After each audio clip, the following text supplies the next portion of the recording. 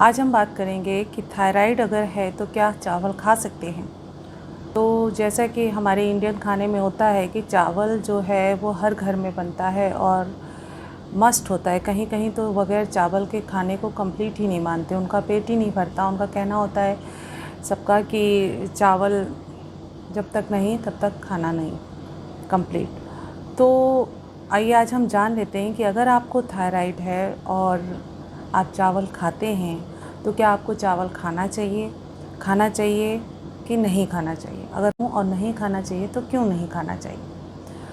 तो सबसे पहले इसमें आगे बढ़ने से पहले हम लोग एक छोटा सा डिस्कशन कर लेते हैं थायराइड के बारे में। तो थायराइड एक डिसीज़ नहीं, एक एंडोक्राइन ग्लैंड है जिसके कम सिक्रीशन अथवा ज़्यादा सिक्रीशन से हम थायराइड का नाम देते हैं बीमारी का। जैसे अगर कम सिक्रेट हो रही है तो ये हो गया हाइपोथायरॉयडिज्म, और अगर ज़्यादा सिक्रेशन हो रहे हैं तो ये हो गया हाइपरथायरॉयडिज्म। तो ये दो तरह के थायराइड्स होते हैं और मेनली ये लेडीज़ में ज़्यादा होता है थायराइड, और मेंस में भी होता है, कम होता है लेडीज़ के मुकाबले।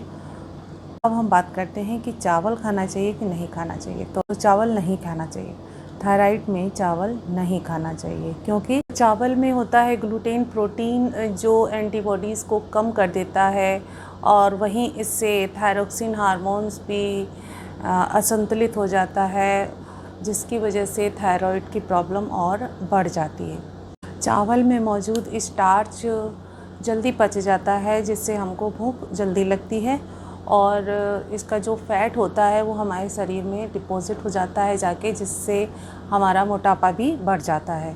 तो एक तो इससे भूख जल्दी लगती है तो हम ज़्यादा खाएंगे, और दूसरा इसका फ़ैट जो है वो बॉडी में और मोटापा को बढ़ा देता है। दूसरा इसमें कार्बोहाइड्रेट कम और कैलोरीज ज़्यादा होती हैं।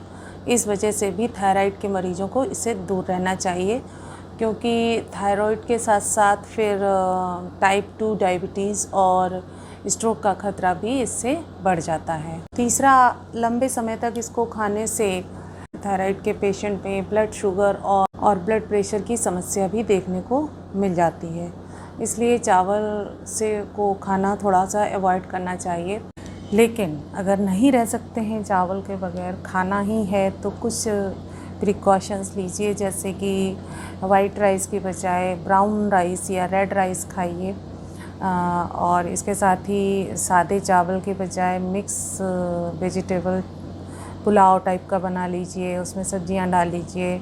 तो इस तरह से चावल बना के खाइए। और अगर आपको सादा चावल खाना ही है तो प्लेन राइस को फ्रिज में रख के ठंडा करके खाएं। तो अगर ठंडा करके खाएंगे तो जो उसका फ़ैट है वो एज ए फाइबर आपकी बॉडी में काम करेगा। तो इस तरह से आप चावल थोड़ा बहुत खा सकते हैं, लेकिन कोशिश करिए कि चावल को अवॉइड कर दीजिए और ज़्यादातर ना खाइए। अगर नहीं रह सकते हैं तो थोड़ा बहुत ले लीजिए, जिस तरह से मैंने बताया है उस तरीके से। लेकिन कोशिश ये करिए कि अगर चावल नुकसानदायक है तो उसको ना खाएं। अब बात आती है कि चावल के साथ साथ कुछ और भी खाने हैं जो हमको थायराइड में अवॉइड करने चाहिए, जैसे पत्ता गोभी है, फूल गोभी है, ब्रोकली है, सोया प्रोडक्ट हैं। इस तरह के प्रोडक्ट को आपको अगर थायराइड है तो नहीं खाने चाहिए। इसके साथ ही चाय, कॉफ़ी, सिगरेट, पास्ता, गेहूँ और मैदे से बनी चीज़ें, प्रोसेस्ड फूड, इस तरह की चीज़ें आपको नहीं खानी चाहिए। हेल्दी फूड्स खाना चाहिए। और जैसा कि आप जानते हैं कि थायराइड में स्मॉल छोटे छोटे मील्स खाने चाहिए, चाहे भले ही आप इसमें बार बार खाइए, लेकिन एक साथ बहुत सारा खाना मत खाइए या कंप्लीट डाइट एक साथ मत खाइए, क्योंकि जैसा कि इसमें है ये मेटाबॉलिज्म को रिएक्ट करता है ये हार्मोन्स, तो मेटाबॉलिज्म आपका स्लो हो जाता है, तो खाना पचने में भी समय लेता है। इसलिए स्मॉल अमाउंट में थोड़ा थोड़ा करके खाइए ताकि खाना अच्छे से प्रॉपर तरीके से डाइजेस्ट हो सके। तो इस वीडियो में इतना ही, मिलते हैं अगले वीडियो में। जय हिंद।